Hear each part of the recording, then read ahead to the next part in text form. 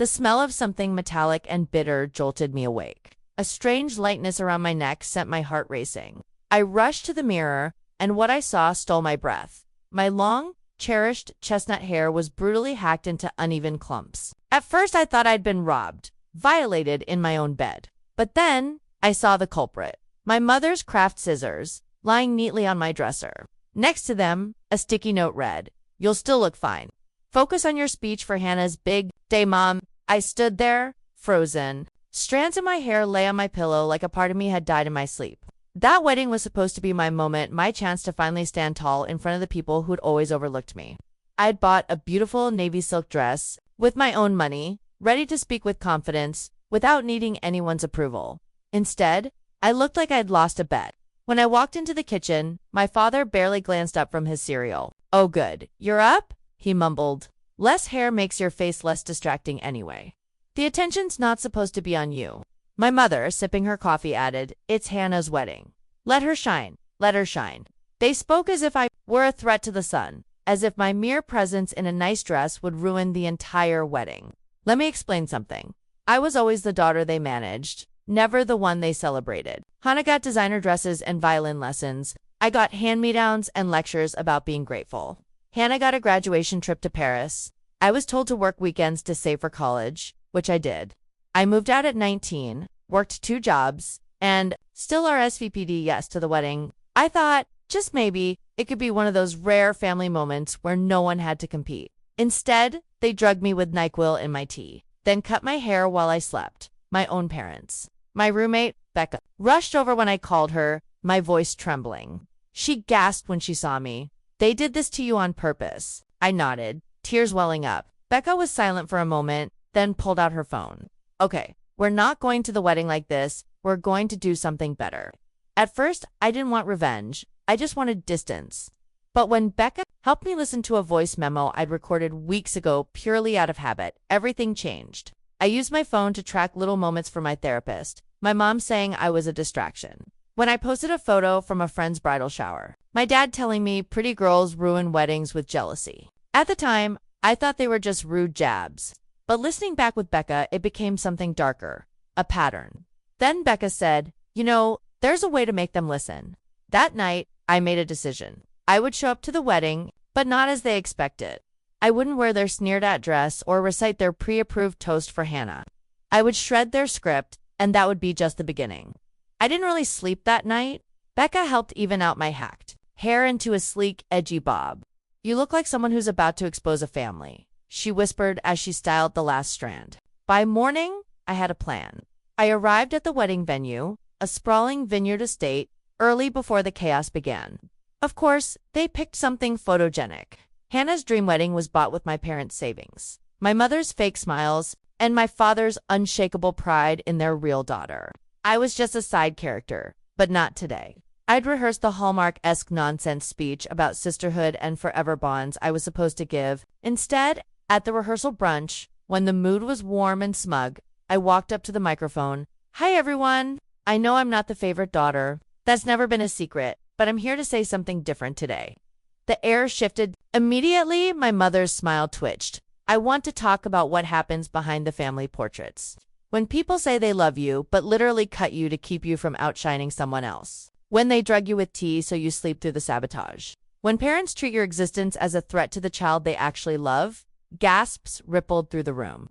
One uncle dropped his fork. My dad stood up yelling, "Enough."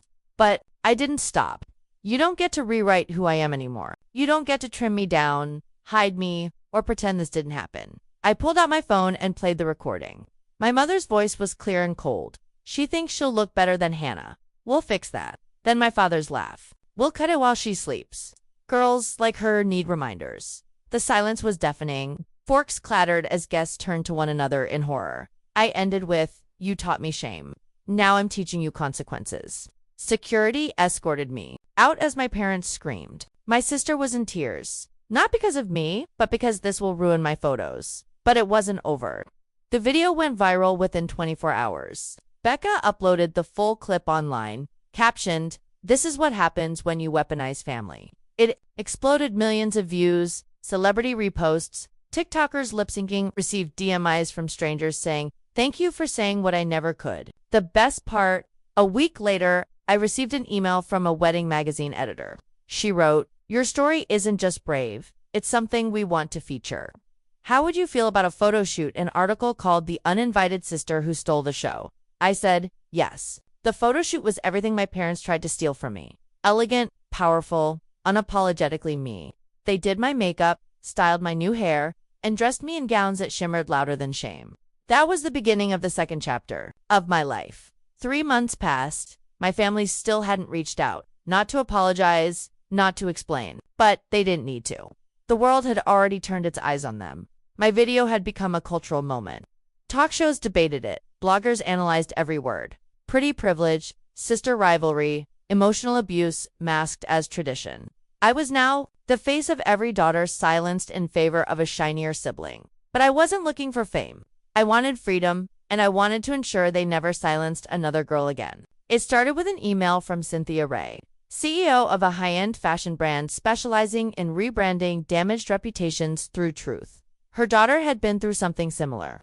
She offered me a job, not just as a model, but as the creative director for a new campaign called You Can't Cut Power. Photo shoots, press tours, TEDx talk requests. I turned my pain into purpose. Meanwhile, the fallout back home was predictable. Their suburban neighborhood turned cold.